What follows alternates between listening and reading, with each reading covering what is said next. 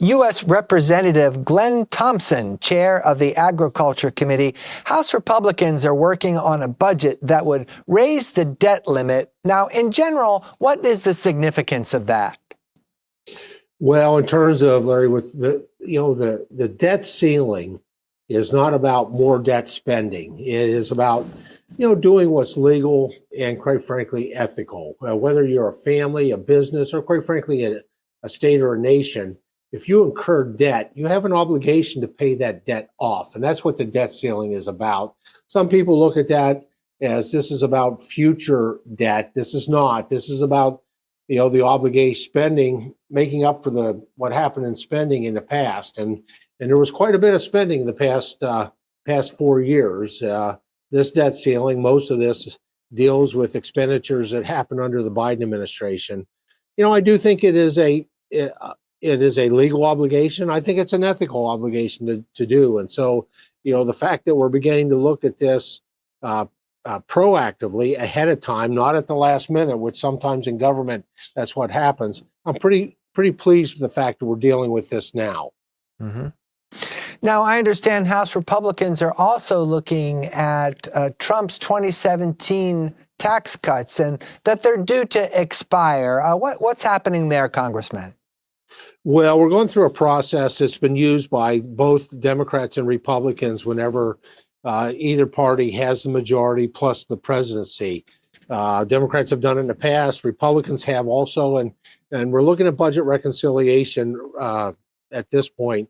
Why budget reconciliation? Because it is a parliamentary process that allows the Senate to pass significant pieces of legislation with just 50 plus 1 votes versus the normal 60 votes that the Senate requires. And so budget reconciliation is seen as an important tool to advance President Trump's agenda. As you know, there are only 53 Republican senators in the House, in the Senate. And the primary things within budget reconciliation on the president's agenda are the border, obviously, securing our borders and dealing with that situation, which has been really unleashed fentanyl and taken lives in every county, certainly in the 18 counties, 1/3 of landmass that I represent. It's about energy production, which is a primary driver of inflation, of restoring domestic energy production. Restoring America to be really the leader in energy production around the world, anywhere in the world. And then finally, as you mentioned, a vehicle to be able to renew the tax cuts package, the Jobs Act and tax cuts that have really benefited American families, especially low to medium income. But it's been great for the economy. I mean, as a result of that, from 2016 until COVID hit, we had some of the best economy, lowest unemployment in our nation's history. And so budget reconciliation is the tool that will be used to accomplish that agenda. What's in the House budget proposal for defense, Congressman? A significant. I'm really proud and that we've done a great job. We're providing our members of our military, those rank and file soldiers, those recruits, as with the biggest pay raise that they've ever received. We're doing better with housing assistance. We're really making an investment in the men and women who are the true American heroes. To me, that's important. We're a military family. I've got a son that's he's been in the military for at least 18 years at this point. He's a Purple Heart Wounded Warrior, senior non-commissioned officer. So it's this is a personal issue for our family. We and it's important. These investments are important because as we're seeing the most recent recruitment data. Recruitment is stronger than what it's been in decades with Donald J. Trump being president of the United States. I mean, the young people that are seeking to serve have increased dramatically with the change of commanders in chief. What will the U.S. House budget proposal have in it for agriculture programs? And that would interest you, of course, because you're the chairman of the committee. So go into some detail for us. Yeah, I'm the first member of Congress from Pennsylvania in 170 years, the chair of the U.S. House Agriculture Committee. It's a committee that touches the lives of every American family because it's not just about those who produce food and process it. It's about those who consume it with the nutrition title. So very, very proud of the scope of that we have. It's about rural broadband and rural utilities. It's about land-grant universities. It's about animal health. I mean, there's just so much there. We could spend probably a week talking about the scope of the Farm Bill, which are the agriculture programs. The budget is important, obviously. The appropriations process is really we authorized in the Agriculture Committee, and we've got a great Farm Bill that we've been working on. I'm really proud to be working with Angie Craig, who is the Democratic leader of the Agriculture Committee. I'm the Republican leader, and I'm chairman. She's ranking member. We're going to get a great Farm Bill done, a great Farm Bill for Pennsylvania, and a great Farm Bill for the nation done as this year moves on. The current Budget Committee is marking up really budget reconciliation. And they have a figure in there. It's a little high to me to where budget, I think, they're not done yet. They'll finish that up probably this evening. And I think they've targeted for the Agriculture Committee $230 billion that we need to find in waste, fraud, abuse, cuts. That number is a little high for me, but I also understand the process. Being the dean of the Pennsylvania congressional delegation, I've been around for a few years, and I know that what the Senate will do will moderate that. So what we see coming out of the House Budget Committee, the House and the Senate committees have to work together, and that number will come down a bit. And I think it'll come down to a bit where it's realistic. I think we're going to be able to achieve a lot of that with some program integrity improvements within the Farm Bill. And so there's a lot of things going on with the Agriculture Committee, Larry. We've got budget reconciliation. We've got the Farm Bill that we're working on. You may have seen 2 weeks ago, I did a press conference with the White House AI and cyber or crypto czar, David Sachs. Because we in the agriculture space, we actually have also responsibility for cryptocurrency. When these tokens are traded as a commodity, they come under our jurisdiction. So there is an awful lot that's going on right now, but we're keeping up, and I think we're making really promising success here. Well, Congressman, just for a minute, let's go back to that possible reduction of $230 billion, which you rightly point out could be changed by the Senate. Nevertheless, on the face of it, whether it goes up or down, that sounds like a significant amount of money. So you must be giving some thought to what you'll have to give up as far as agriculture is concerned. No, absolutely. Larry, I use principle-based leadership, and so I lay out my principles whenever we're working on budget reconciliation. My principles were actually the acronym FARM. Seems appropriate with the Ag Committee, right? F is facilitate the Farm Bill. A is make sure it's attainable. R is make sure it's a realistic number that we can get done. And M actually stands for when at the end of the day we remain in the majority, because to be the chairman, I need to be in the majority. And so, the number's a little high. I think it's, I'm not sure it's realistic, but that's kind of par for the course with our budget committee and the people that make up the budget committee. But you have to know the way the process works on this, the Senate will come back with I believe, a much lower number. And then there'll be negotiations between the House and the Senate budget committees. And I think it's something that will be very doable at that point. I mean, you look at things like, at this point, the state has no responsibility within the nutrition program. You look at, just by, by changing some wording, we can actually get close to what amounts to about $41 or $51 billion with some technical changes in wording. I mean, there's a lot of opportunities out there. And and none of that involves cutting any nutrition benefits. That is something I've made very clear to my leadership. I've made it very clear in a bipartisan way to the Agriculture Committee. We are not going to be cutting any benefits to nutrition, but quite frankly, we're going to be able to improve the program so that we make sure that the help gets to the people who need it most. And so I'm very optimistic in this process, at least from an Agriculture Committee perspective, which is quite frankly my lane, my responsibilities. So what has to happen, Congressman, before a budget bill is sent to the president? It sounds like quite a bit still has to be figured out. Well, the Budget Committee in the House is meeting right now. I think the Budget Committee in the Senate is also, in the process of developing something. So we're making more timely progress now than probably any year I can remember. Normally, we would have to wait for the White House to send a dollar amount or a proposal to the House before we would start the process. We're not waiting this year. We're moving ahead with our duties and our responsibilities.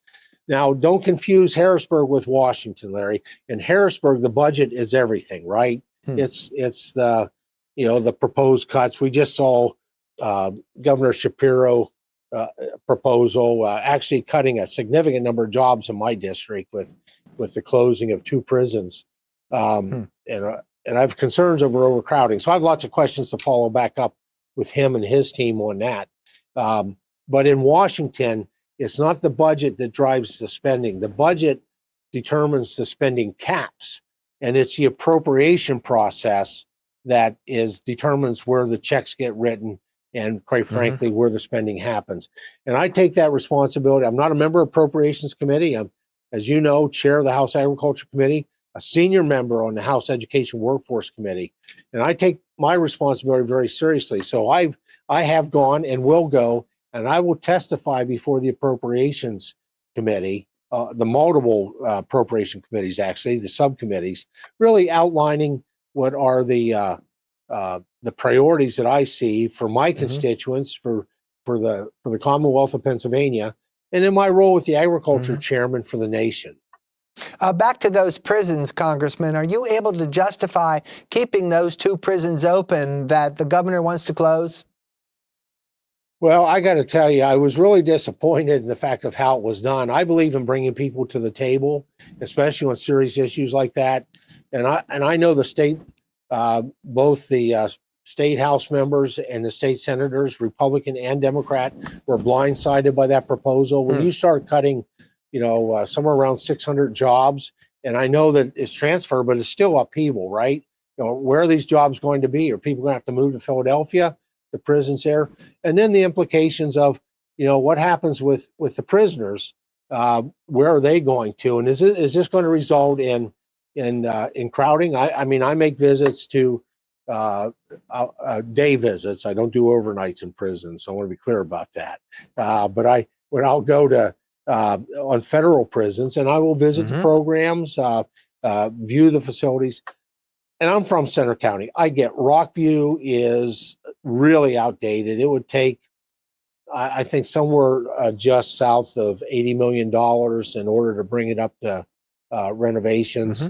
But I'd like to have, I join my colleagues, both Republicans and Democrats, in the state House, in the state Senate, of wanting more questions out of the Shapiro administration, to lay this out there and not have any type of input to it.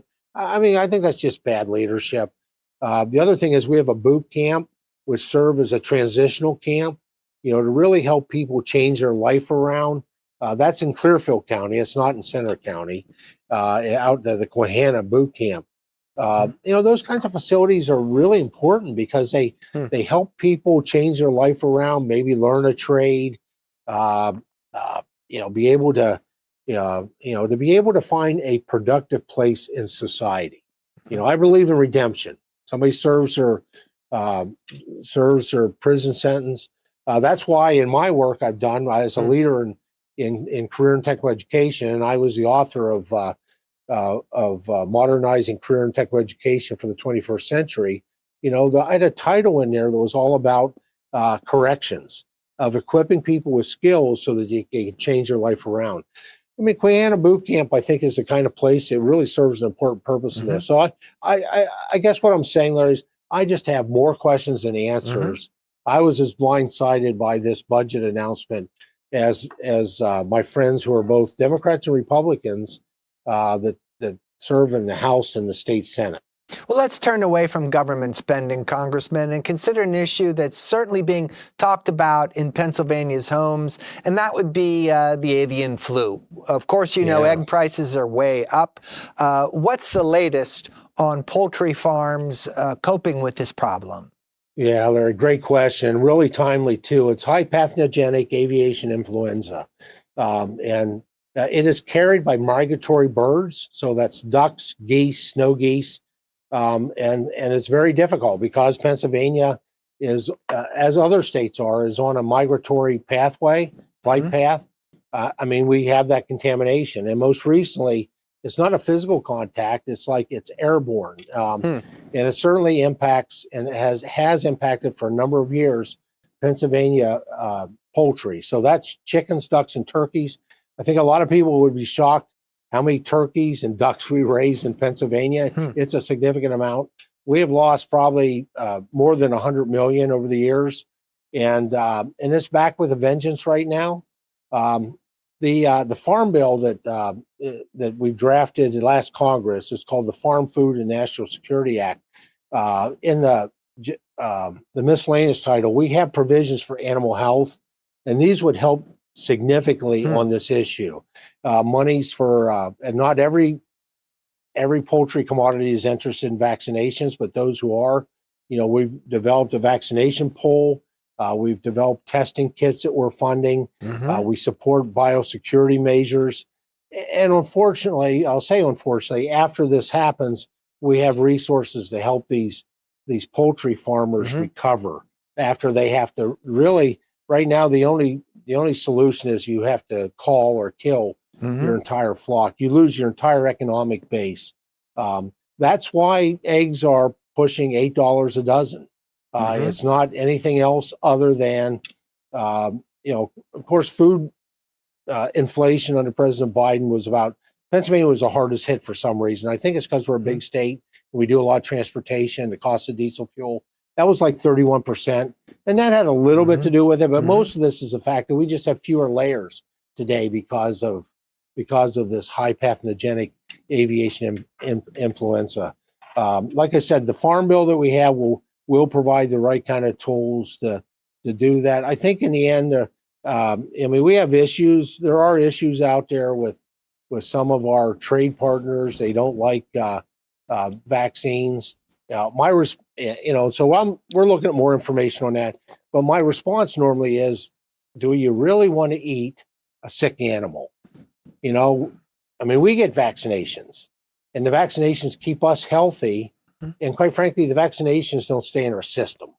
It moves out of the system over a short period of time. And that's the same thing that happens with these animals. But we got to be at the table with our trade partners.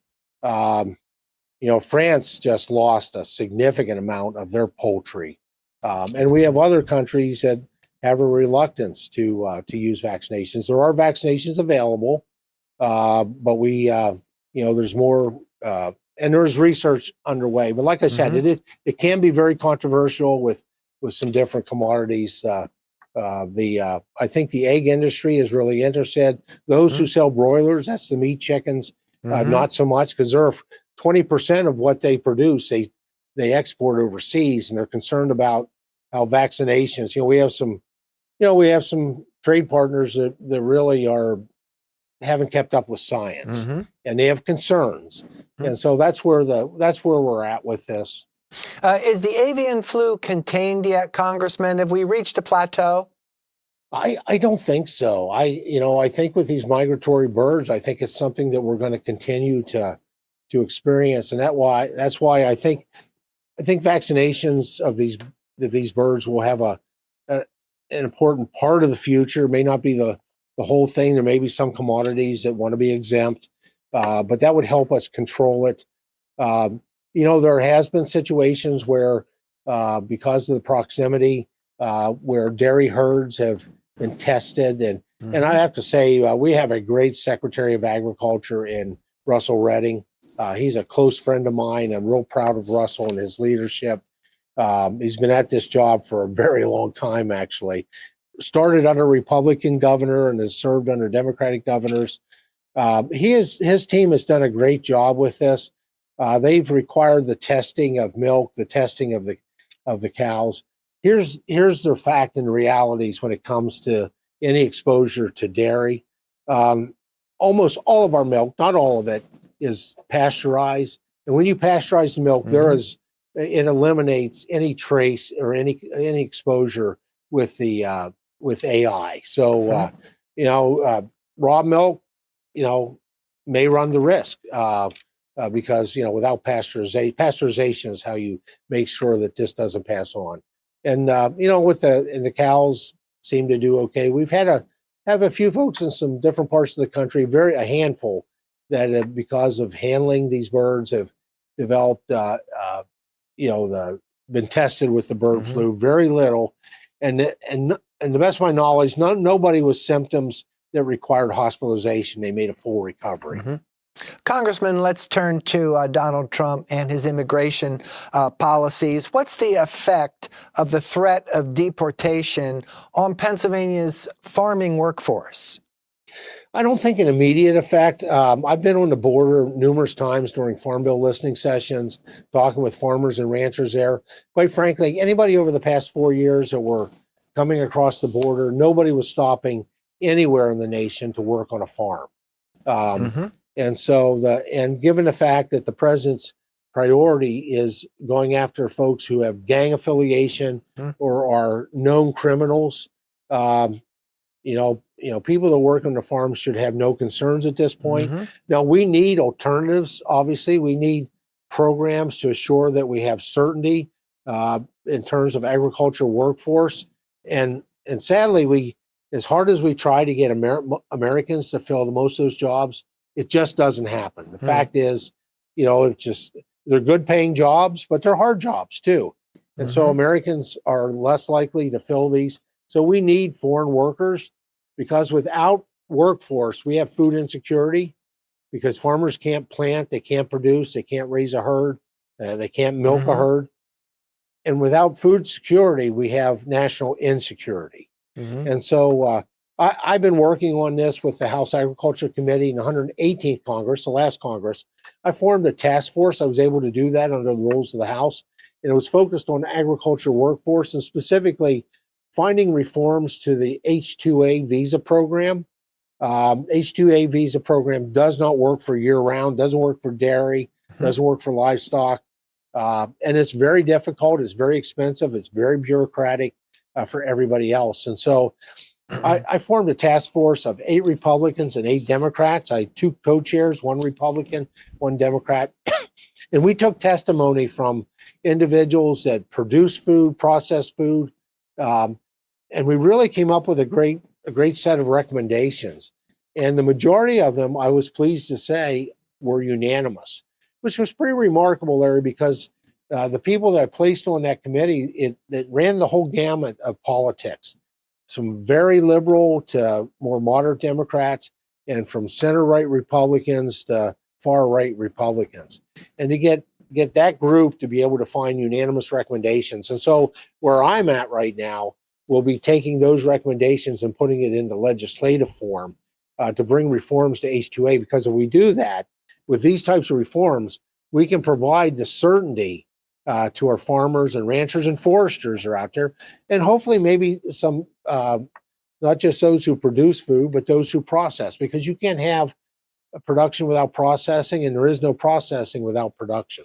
Since Donald Trump became president, there's been a lot of talk about tariffs. What might tariffs do to agricultural products that come in and go out of Pennsylvania?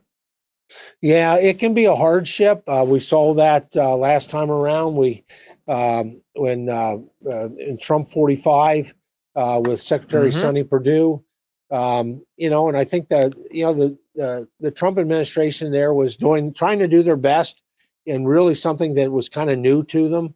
It did result in I think about $28 billion of retaliatory tariffs. We worked hard in the Agriculture Committee to keep our farmers, to hold our farmers harmless, using monies out of the Commodity Credit Corporation. It didn't replace everything, but it went a long way. But I also want to say, I want to give President Trump credit under his first 4 years. We had the China Phase 1 deal, which was really good for farmers, great for Pennsylvania hardwoods. We had the USMCA with China, or I'm sorry, with Mexico and Canada, which really leveled the playing field. And a long list of actually other countries that people didn't hear about, where the Trump administration established new trade agreements or cooperatives, which allowed for our farmers to be able to export. And so it was kind of a mixed thing. I think at the end of the day, the farmers were held harmless. They got new. Unfortunately, under President Biden, he just walked away from the China Phase 1 deal. He didn't even put key individuals in positions for 2 years into his administration. One was an undersecretary at USDA for Trade and Foreign Agriculture, and the other one was the chief agriculture negotiator. So nobody was at the table on trade for agriculture for those 2 years. We have a 46% trade deficit right now. And so I'm hoping the president, I think my observation, the president has learned from his 4 years of experience and then 4 years of planning. Now he's Trump 47, to be able to be more effective and, quite frankly, avoid these unintended consequences. And it's just, we're, I know I'm going to stand by our farmers. I was really pleased. Brooke Rollins was confirmed today as our Secretary of Agriculture, a great lady originally from Texas, and a great partner for me. I've talked with her, or we've met with her, we've been texting. I'm looking forward to being at USDA tomorrow for a reception to honor her. So I'm not going to be bashful about being a strong voice for our farmers. I do want to say, though, that the initial tariffs on Canada and Mexico were not about a trade war. They were about a drug war. That the threats of 25% tariffs was about getting Canada and Mexico to do their best to keep these deadly chemicals from coming into our country. And it has taken lives in every congressional district. Larry, it's heartbreaking to go into schools. And as an education workforce member and a senior one, I spend a lot of time in schools. And I get talking with these kids, I find out it's just, you would be shocked to see how many of these kids have an older sibling or a parent or somebody in their family that has died from fentanyl overdose. And so I appreciate, and it's worked. I mean, the president threatened tariffs on Colombia when they wouldn't accept their criminals back. And all of a sudden, not only are they accepting them, the Colombian president sent his plane to pick them up. We didn't even have to transport them.